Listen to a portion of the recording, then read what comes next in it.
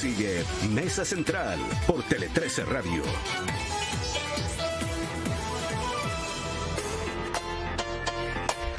Y 44, señoras y señores, esto es Mesa Central por Tele 13 Radio y estamos en nuestra columna de política y actualidad de todos los días. Está preparándose Francisco Covarrubias, echándose gotitas en los ojos.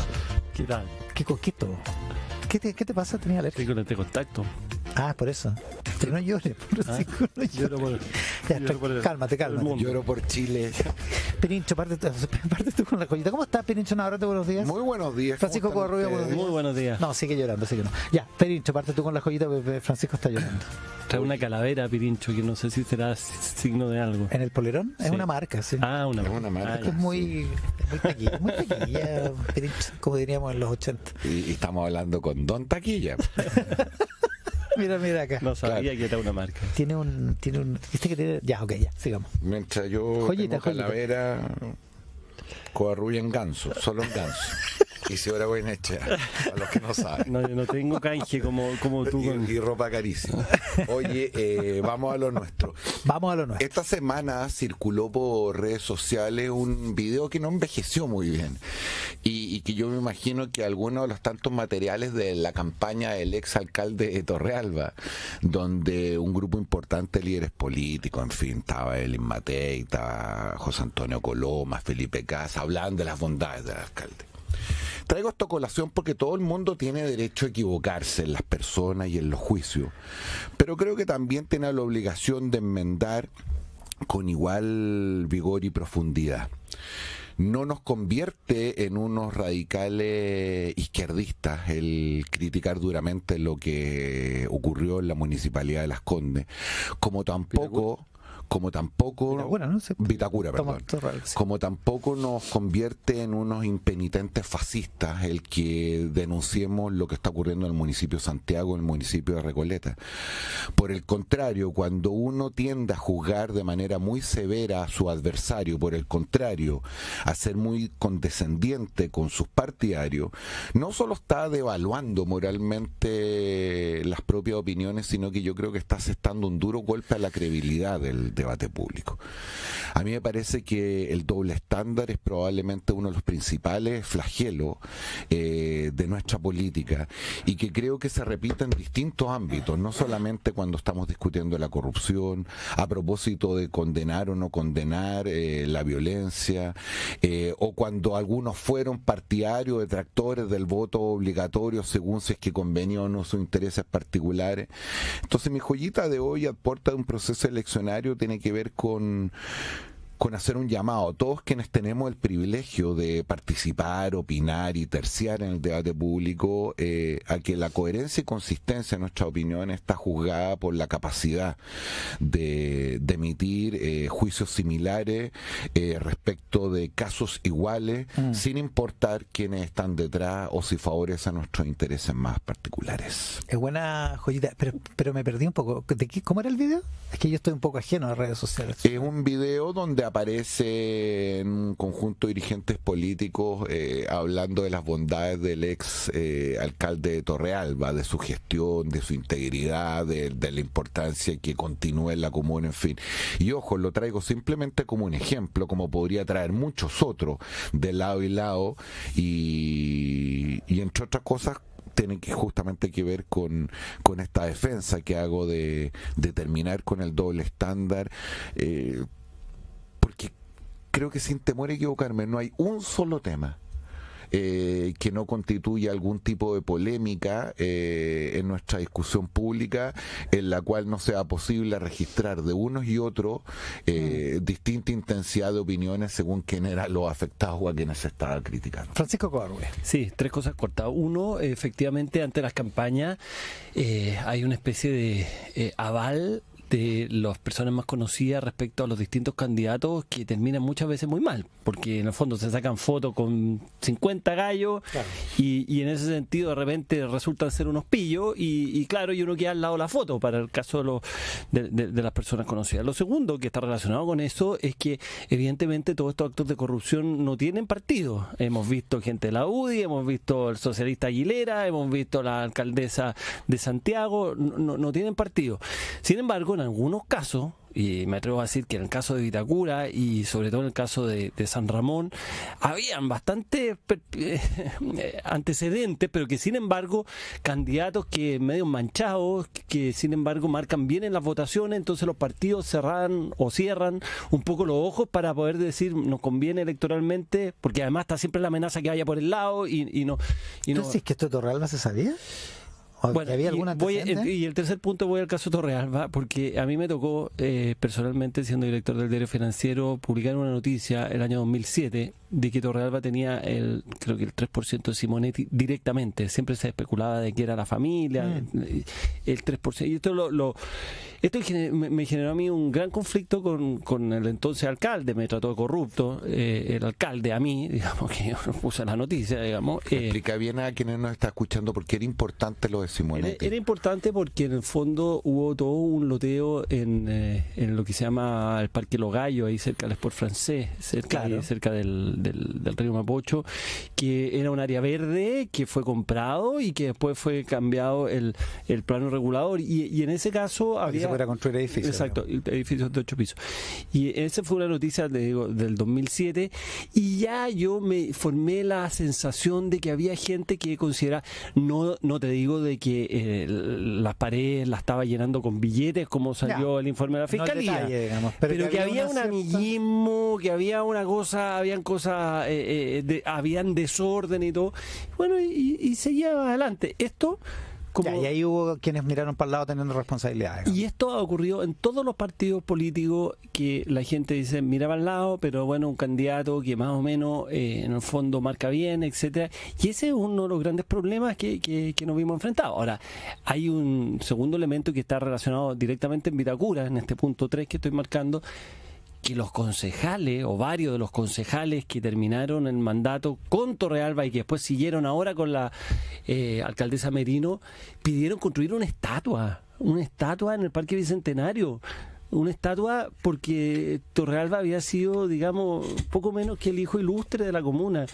Y yo me pregunto, los concejales, si no vieron eso tampoco envejeció bien, ¿eh? No. Eso sí que no envejeció bien. O sea, si los concejales estaban ahí, no se dieron cuenta de nada y querían construirle una estatua. En fin, pero yo digo, los que están menos... Lo que les veo menos perjuicio, digamos, no digo por este video que yo no lo vi, pero que haya salido Boric al lado de la alcaldesa Irací, que haya salido al lado de la Karina Oliva. Bueno, en los actos de campaña más o menos uno tiene que... Las cosas son así. Las cosas son así. Es lo que le encuentro menos malo, no obstante que digo que sí, a lo mejor uno irá a saber con quién se está poniendo en la foto. Y ni siquiera, para ser súper preciso, mi reproche no es haber participado en un video, como en una foto o en un acto de campaña. Es que después de que ocurren los acontecimientos y con la evidencia suficiente, me parece que es un deber corregir. Y por Dios que tenemos casos de lado y lado en las cuales estas cosas prefieren silenciarse por algunas de las razones que describe Francisco, entre otras cosas por la emergencia electoral, pero también por una cierta pulsión que me imagino que es parte de la naturaleza humana, pero que es importante corregir, es que uno mira con extrema condescendencia y tiende a explicar y a justificar exactamente los mismos hechos cuando ocurren con partidarios, con personas cercanas, para qué decir con gente que uno quiere, con familiares, y sin embargo la dureza para tratar al del frente, cuando eso se muestra en ese nivel de contraste en el aparato público, la verdad es que uno piensa o deduce que lo que ven los electores es una suerte de farsa permanente nomás. Bueno, tú que eres un hombre cristiano y has leído tantas veces la Biblia, aquella lo frase... Era. Abandonaste. Pero no, hace 30 años estoy abandonado la mano del patrón. Pero hay cosas que no se terminan aquella nunca. Frase de que se mira la paja en el ojo ajeno y no la viga en el propio. Es parte de lo mismo, es parte de la naturaleza humana. Ya, si Covarrubias está citando la Biblia, ya se acabó la transición. Estamos en otra cosa, ¿no? ¿Tu reunión con Celestino Baus es cuándo, Francisco? Ya, joyita. Iba a hacer un comentario, pero no lo voy a hacer. No, mira que recuerda tus vínculos con la Iglesia Católica. Claro. Yo soy un gran interesado en la religión, en todo caso. No me cabe duda. Soy un gran interesado, me interesa mucho y leo mucho del tema. Oye, mi joyita está relacionado con nuestra querida Latinoamérica. ese libro que yo recomendé, creo que la María José no, también lo recomendó, Delirio Americano, de Carlos Grané, que da cuenta de cómo Latinoamérica ha andado entre el delirio y la utopía. Esta misma semana, ayer mismo, escuché, y yo estoy un poquito obsesionado ahora con Petro, y un poquito.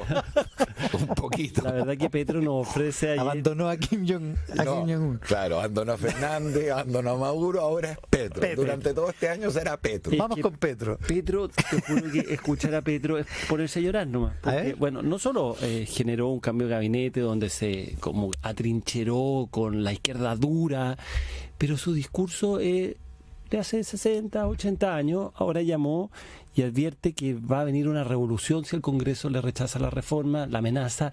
Que es la reforma a salud, ese es el problema, ¿no? Sí, y tiene varias reformas pendientes, pero... Pero la caída del gabinete entiendo que fue con motivo de la reforma a salud, sí, ¿no? pero es más que eso, porque al final es como un atrincheramiento en que sacó a los blandos, a los moderados. Sacó las palomas y se quedó con los halcones. Se quedó con los halcones y vamos adelante y tenemos que movilizar al pueblo y vamos a hacer una revolución y los poderosos que nos están impidiendo.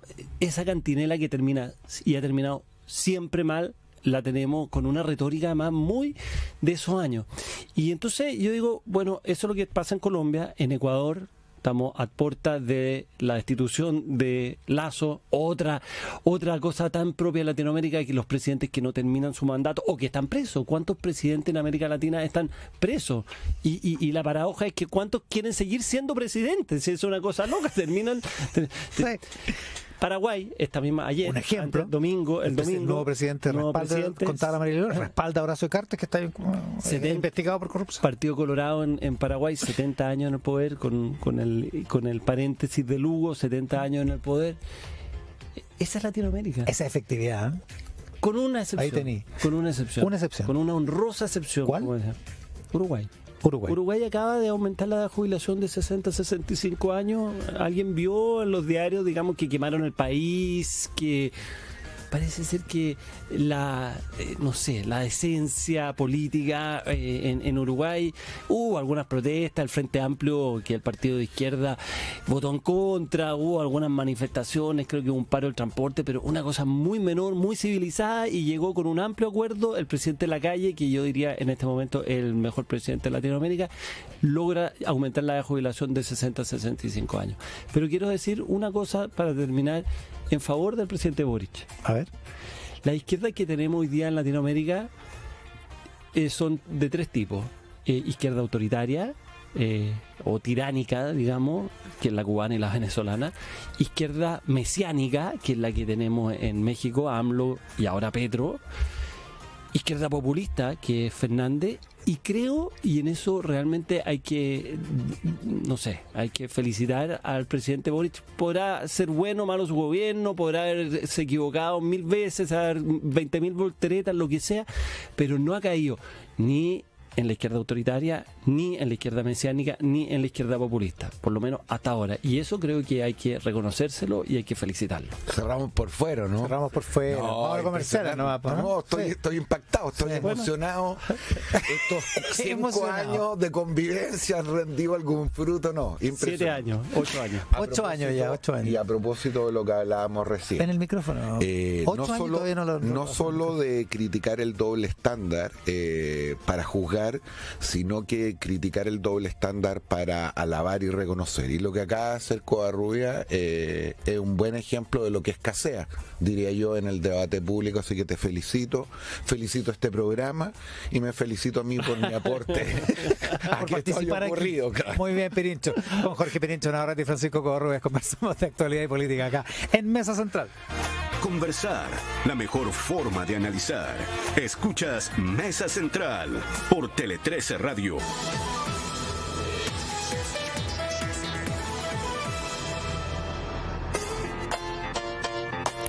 Conversamos de política y actualidad esta mañana acá en Mesa Central. Lo hacemos con Jorge Pirincho Navarrete, con Francisco Covarrubias, y se nos une Quique Mujica en este segundo bloque. ¿Cómo estás, Quique? Muy bien, ¿qué tal? Buenos días. Recta final de la elección del 7 de mayo. Sí, ya no nos queda nada. Salió como Germán Gamonal cuando hizo las últimas Últimas notas. notas. Tenía una frase, llamaron. yo no me podía acordar de tenía una frase sensacional, Germán Gamonal, Sí. para decir que algo estaba pasando, ¿no? Claro, no, pero siempre hablaba de Jorge Tarud.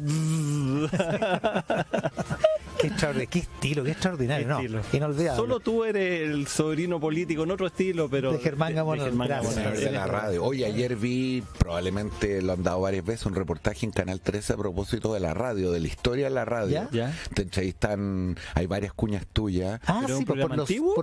no, es por los 100 años de la radio que se cumplieron el año pasado. Efectivamente. De la Oye, primera transmisión radial en Chile. bueno, súper emocionante a rato. A uno se le olvidan ciertas cosas que cuando te las vuelven a poner en perspectiva, no solo el aporte de la radio, cosas míticas que a uno le evocan su tierna y alejada juventud. Sí, pues un reportaje de María José Soto. Sí, del muy año bueno. pasado. A mí me gustaba la sección La Oreja Indiscreta de la radio de Agricultura, que contaban chismes políticos. La oreja indiscreta. ¿No se acuerdan? La radio Agricultura que tenía una obsesión con la oreja, pero tenía la tercera oreja también. Era un programa de En fin. terror.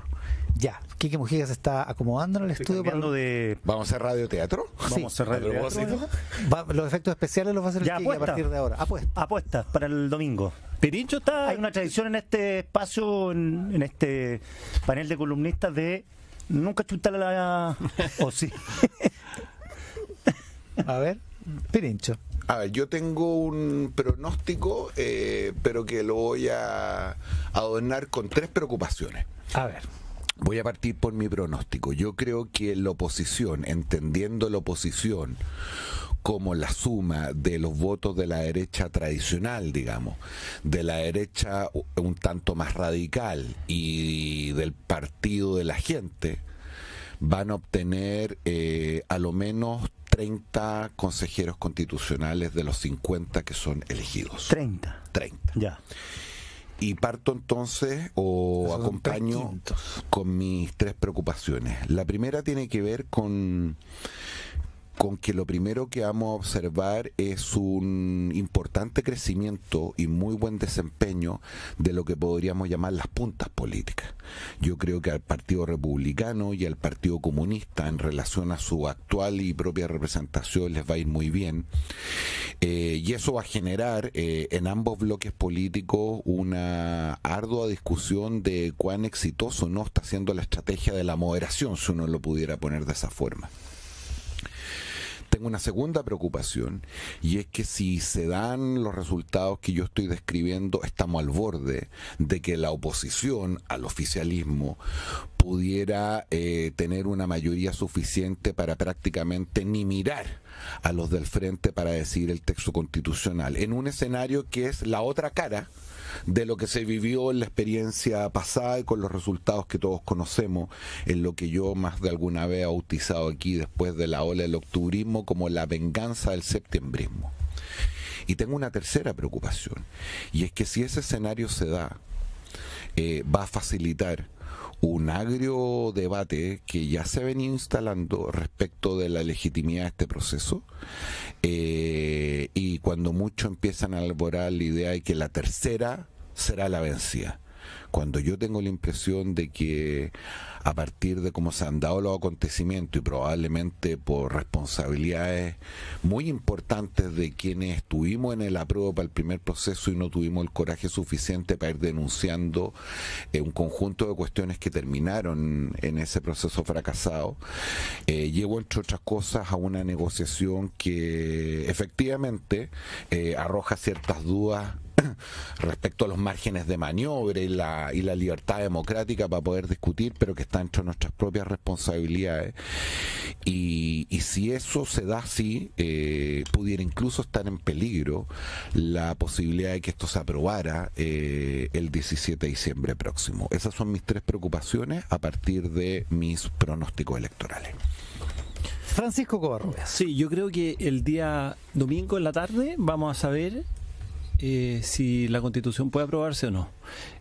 Tan simple como eso. Si acá la votación es alta en Republicano, el Partido de la Gente, el Partido Comunista, Frente Amplio, yo creo que la probabilidad de que se apruebe una Constitución es prácticamente nula.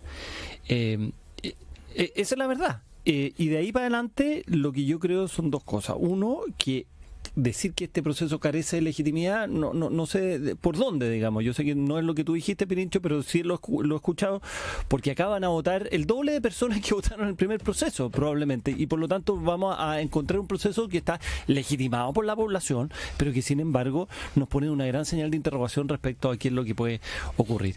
Y lo tercero es que esta elección, que parece aburrida, mucha gente no sabe por quién votar, que en fin, finalmente se está jugando una cosa no solo tan importante como la Constitución, que ya de por sí probablemente es lo más importante, pero que también se está jugando varias cosas al interior de las coaliciones. O sea, primero, la relación del gobierno, con cuántos votos cuenta el gobierno. Esto es un plebiscito al gobierno, querámoslo o no, es un plebiscito al gobierno, y vamos a sumar las dos listas oficialistas y vamos a decir, este es el apoyo que tiene el gobierno, primera cosa. Segundo, al interior del oficialismo, cómo se dividen, y ahí ya no tenemos que separar las dos listas, sino que tenemos que hacer el Partido Socialista más la lista del PPD, PRDC y la otra, entonces, para medir las dos almas del gobierno. Porque también puede ser muy complicado que el gobierno se encuentre, qué sé yo, con un 40% de apoyo, pero que está la relación no 20-20, sino 30-10.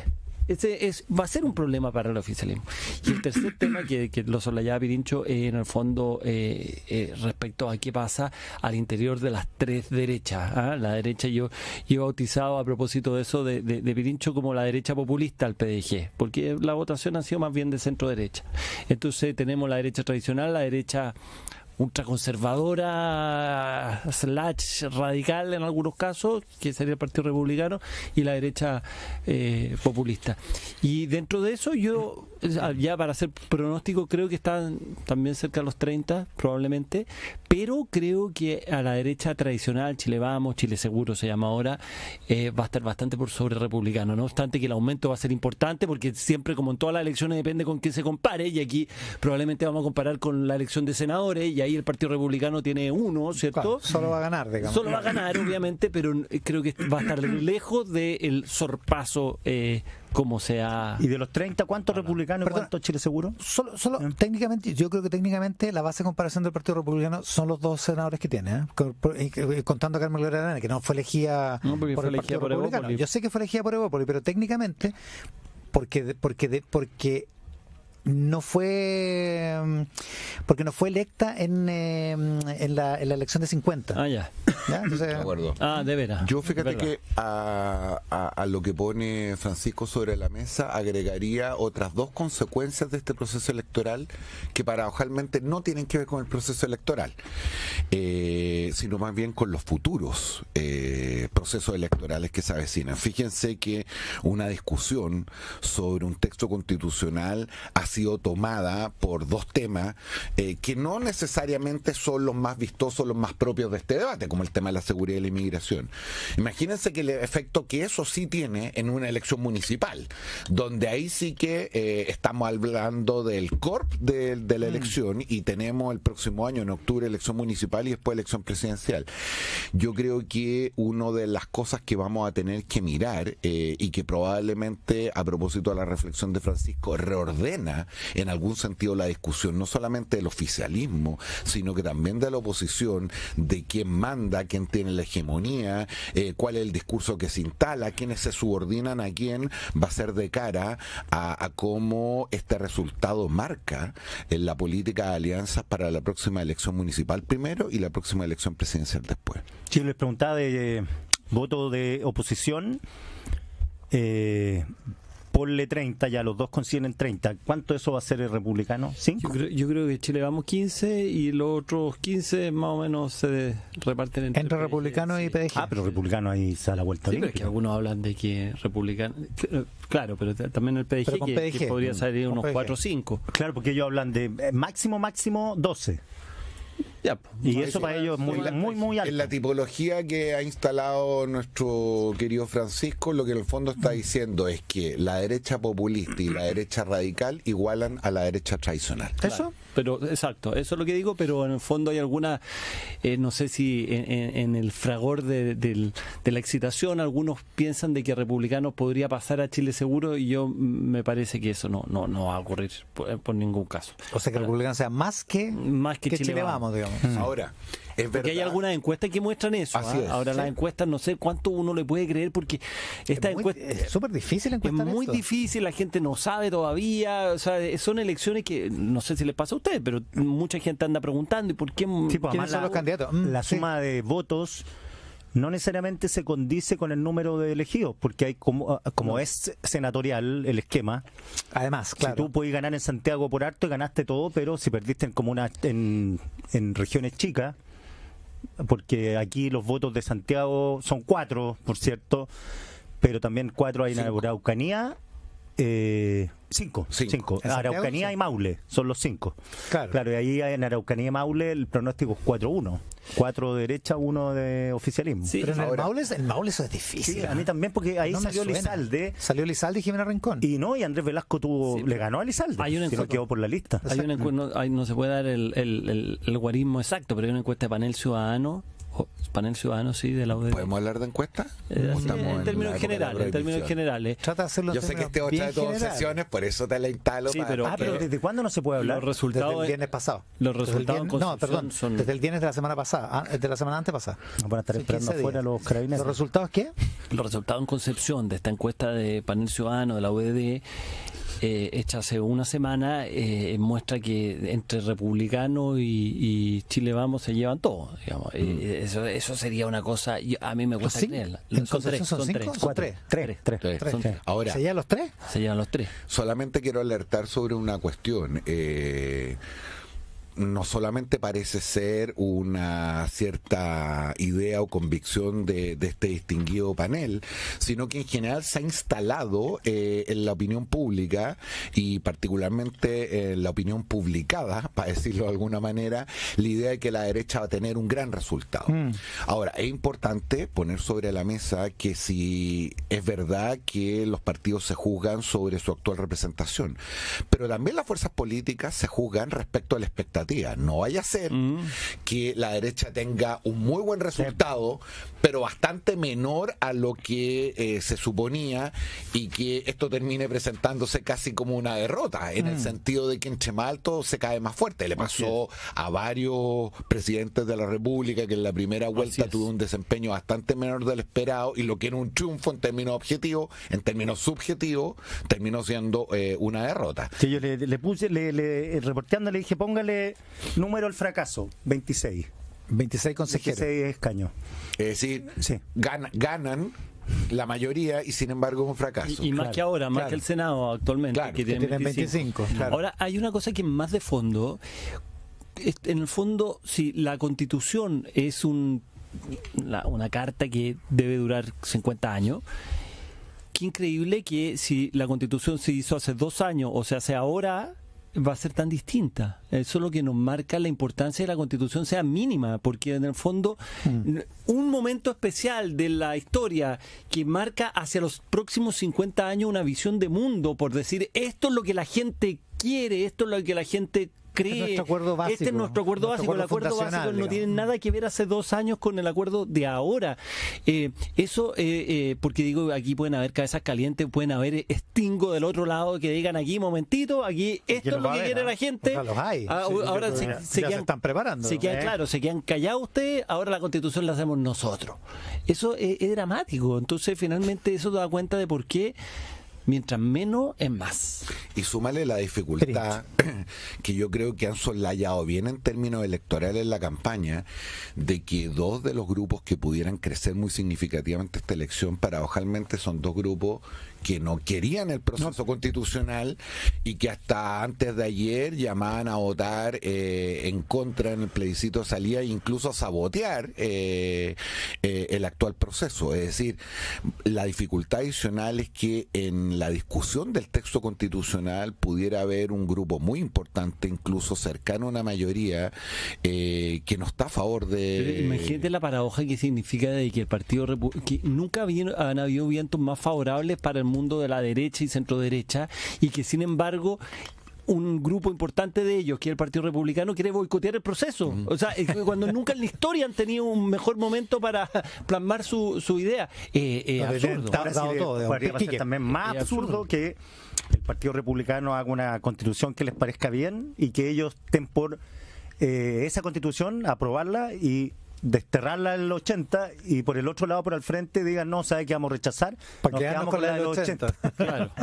No, o al revés, porque ahora si asumimos que la de ahora es del 2005, claro, a lo mejor el Partido Republicano quiere volver a la del 80, claro. Artículo octavo, 24 transitorio, con todo, digamos. No, ahora esto que parecía fome, yo creo que no va a ser nada fome, fíjate. Para nada. Va a ser bien complejo.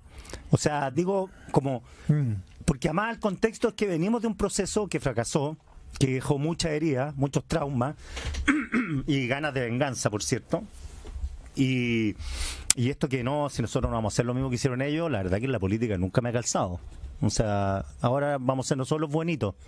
No creo, o sea, si tienen hegemonía y mayoría, la van a ejercer como se ejerce en la política. Hay algunas voces que ya están preparándose en la derecha para ese escenario, llamémoslo el escenario extingo, digamos, pero a favor de la derecha. Diego Chalper, secretario general de Renovación Nacional, y también lo decía Vlado Mirosevic, todo esto el domingo en Mesa Central, los dos decían que los que tenían que negociar y armar una mayoría eran los bloques que estuvieron por el acuerdo constituyente, por aprobar tener una nueva constitución, y eso es, a las claras son los dos bloques de oposición, los dos bloques oficialistas más Chile Vamos, digamos, claro, 30 años. Que querían tener, claro, exactamente, querían tener por lejos más de 31 curules, digamos, ¿no? Es que a eso me refería yo con el cuestionamiento de los sectores, entre comillas, más moderados, cuando el resultado electoral hace crecer a las puntas, porque la primera dificultad es que siento una razonable duda sobre si tu estrategia ha sido acertada. Más de alguna vez hemos discutido aquí que probablemente hay una pequeña ventana de oportunidad para devolver una cierta confianza en la actividad política, en su capacidad para transformar la vida de las personas sobre la base de acuerdos relevantes, y que no sea percibida esta, como muchas veces ocurre, como una suerte de club de personas más preocupadas de sus privilegios y prebendas que de servir a Chile. En eso se da una relación de enemigo íntimo, es decir, los sectores más moderados, tanto del oficialismo como de la oposición, están luchando contra el mismo problema, y por lo tanto la necesidad de concurrir a acuerdos que vayan aislando a los sectores más radicales supone un nivel de visión y de generosidad que a ratos yo dudo que estén todos los dirigentes, claro, y especialmente en el entendimiento de que esta ventana de oportunidad puede ser bastante corta, es decir, si fracasan esta vez nuevamente en recuperar esa promesa más esencial de la actividad política, lo que pudiéramos tener es un escenario no muy diferente al que Francisco describió al inicio de este programa a propósito de América Latina, donde el cual, más allá de todos los conchazos que nos hemos pegado, siempre todavía hemos sentido que marcamos algún tipo de diferencia. Estábamos más cerca de Uruguay, digamos. Francisco Corre. Sí, no, solo acordarse que Kenia y Zimbabue son los únicos dos países que han rechazado proyectos constitucionales vía plebiscito. Han habido algunos otros en los parlamentos, pero en plebiscito Kenia y Zimbabue. ¿Y eso bueno o malo? O sea, estamos como los africanos.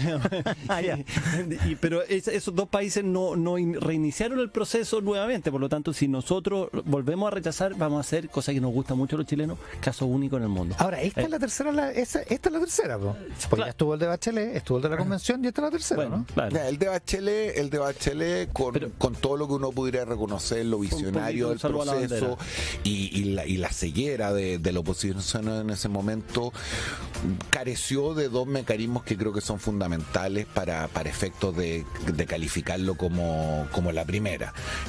No tuvimos un pronunciamiento ciudadano mayoritario ni en ningún otro sentido, y tampoco tuvimos ninguna especie de deliberación. Ahora, yo soy de los que cree, sin embargo, que no hay tercera. Si llegamos a fracasar en este proceso, probablemente sería muy difícil en el corto plazo reiniciar un procedimiento de esta naturaleza. Yo creo que para el mundo de la izquierda más dura va a ser muy difícil salir a aprobar este proceso. Ellos sienten que esta era la gran bandera de lucha, y lo que van a terminar proponiendo va a ser algo no tan distinto a lo que tenemos ahora, a lo mejor casi más a la derecha, y por lo tanto me cuesta mucho pensar de que se se van a sumar a ese acuerdo. Más bien, yo creo que lo que va a tratar de hacer el Partido Comunista y parte del Frente Amplio es tratar de boicotear un proceso que sale, digamos, de una forma muy distinta a la de ellos. Y eso termino yo entonces diciendo que es la paradoja que un poco hablaban ustedes de que finalmente puede ser que los representantes de los 30 años terminen consensuando los próximos 30 años. Armando mayoría. Para consensuar los próximos 30 años. Es una paradoja. Ahora, sí, cortito, a propósito de paradojas, tengo dudas respecto de lo que pudiera hacer el PC, incluso en una alta votación. No cabe la menor duda que va a tratar de instalar evidentemente sus puntos de vista y tratar de ganarlo. Sin embargo, aquí ocurrió algo bastante raro. El PC, en términos institucionales, se negó a firmar el acuerdo el 15 de noviembre porque lo considera, entre otras cosas, simplifico, una cocina.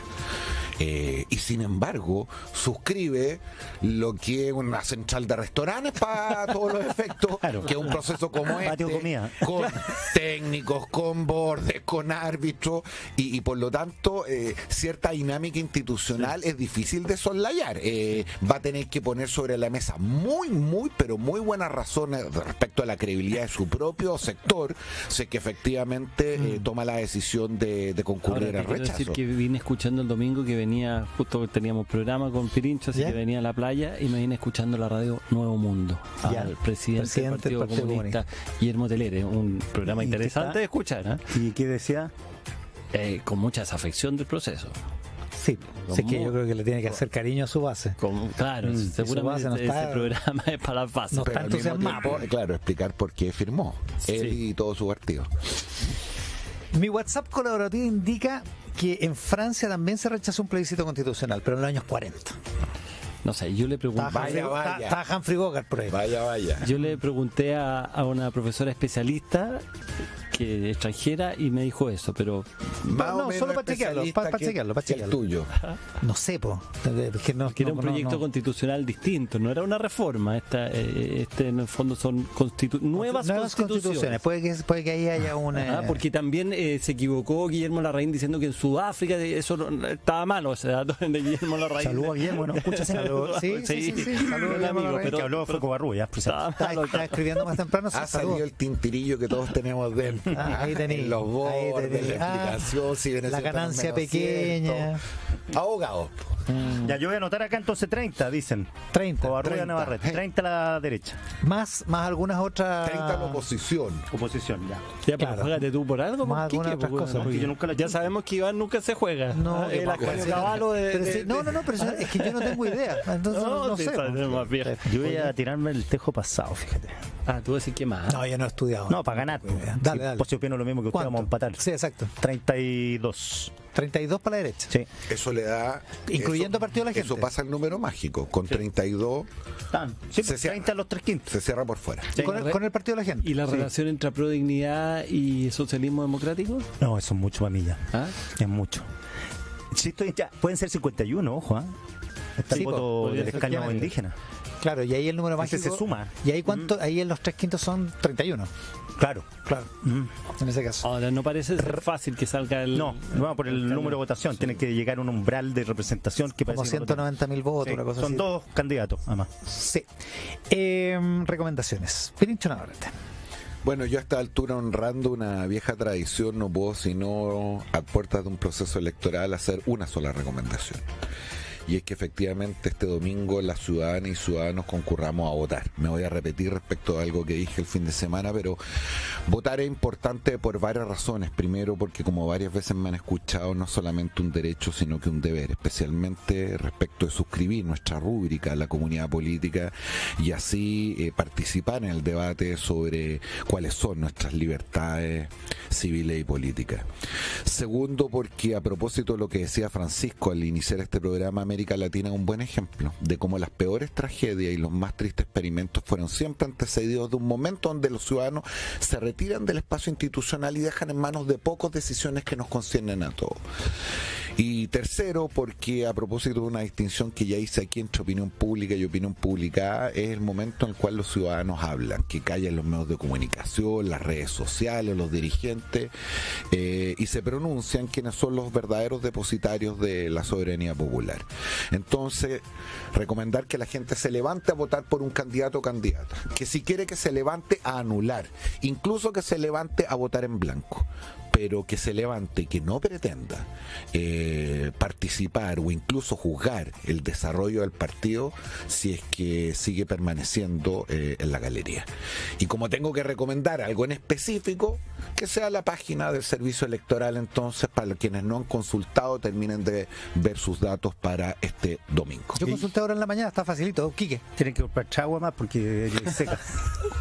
Que un anacronismo. Sí, otro anacronismo. Un anacronismo. Francisco Covarrubias. Y otra vez discutimos de la paridad de salida, de la cual soy contrario, pero lo dejamos para Pero otro. eso abre otro tema. Te No tenemos tiempo. tiraste una bomba racimo antes de terminar. Sí. Claro. Sí, porque vamos a ver el domingo gente. Pero vamos a la recomendación. Comunidad Mujer está feliz con el tema. Comunidad Mujer está muy feliz. Oye, a propósito de lo que decía Pirincho. Tiene una foto de Covarrubias a partir de ahora. Recomendación. A propósito de lo que decía Pirincho de momentos importantes en la historia, quiero recomendar el libro que se llama Balmaceda, su gloria y su falta. Un libro que acaba de salir de la historiadora. Terminándolo. Muy bueno, ¿no? Buenísimo. ¿Qué te pareció? De la historiadora Soledad Reyes, que ya ha escrito otros 2 libros. Sí, de Javier Carrera y de Manuel Rodríguez. Y de Manuel Rodríguez, exacto. Este libro es muy entretenido, muy bien escrito, se lee, mucho detalle. no es novelado, sino que historia, pero se lee muy bien. Sí. Yo lo quiero recomendar porque además da cuenta de que hay muchas cosas que ocurrían en la época que de alguna forma uno le encuentra algún parecido a lo actual, ¿no? ¿Qué le criticaban a Balmaceda? La voltereta. Claro, había sido conservador y terminó siendo comecura. Exacto. Oye, cortito, una recomendación, el diario El País de España. Dale. Publicaron un reportaje terrible el fin de semana de un cura pederasta. Ay, muy bueno, yo lo leí. El diario de un pederasta, un cura que abusó de 85 niños y escribió, la gracia que tiene esto es que el tipo escribió todo esto. Primera vez que dice el reportaje del País que hay un testimonio del pederasta. Y tenía un diario de vida donde él iba contando, claro, en Cochabamba, era rector de un colegio, lo pusieron ahí. Jesuita. Él después, jesuita, fue a hablar con el jefe en España, le dijo, ¿sabe que estoy metido en esto? Y el cura le dijo, ¿sabe que no se preocupe, se le va a olvidar, los niños se van a olvidar de esto, sigan lo suyo nomás? Así, grosso modo, omitieron 5 provinciales de la compañía sabiendo el caso del cura, y este cura le entrega un diario de vida a su novio, porque tenía novio, y se lo entrega y le dice, guarda esto, que nadie lo vea porque está en mi ordenador, mi computador. Este gallo, cuando se muere el cura, se lo pasa a la familia lo ve, lo cierra, lo esconde en el ático, y un sobrino del cura muerto ya, revisando un día, ordenando, encuentra esto, lo mira y dice, ¿cómo está? ¿Cómo mi familia va? Y va a hablar con los curas no lo pescan, obviamente, y se lo entrega al diario El País. Le dice, tomen, acá está este testimonio. Yes. Y cuentan, además... Con todo detalle, además. Con detalle, además, la procesión que tenía el tipo. Sí. Porque el tipo dice, no, estos gallos no saben, no calculan la maldad que hacen. No, la procesión, o sea, soy un demonio. Y al final termina agradeciendo, este gallo se muere de cáncer de la próstata y cree que es un mensaje divino porque queda impotente. Entonces, por fin voy a parar porque soy impotente. Terrible. El del País tiene el reportaje. Con Quique Mujica, Pirincho Navarrete, Francisco Covarrubias. El domingo nos vemos, pues. Nos vemos el domingo a las 8 de la mañana. Acá estaremos. Estamos citados todos a las 8 de la mañana. Sí. A las 6:30 comenzamos con la transmisión. Para discutir cosas muy relevantes a esa hora. ¿A las 8 de la mañana? Sí, claro. Por supuesto. De 8 a 12 para que puedan ir a misa. Exacto. A comprar empanadas. Los liberamos para que vayan a las empanadas después. Ya. Francisco, hasta el domingo. Jesús, vemos, No, pues claro que no. Ya, hasta el domingo. Chao, nos vemos. Domingo. Chao. Escuchar para entender mejor. Estás en Mesa Central por Tele 13 Radio.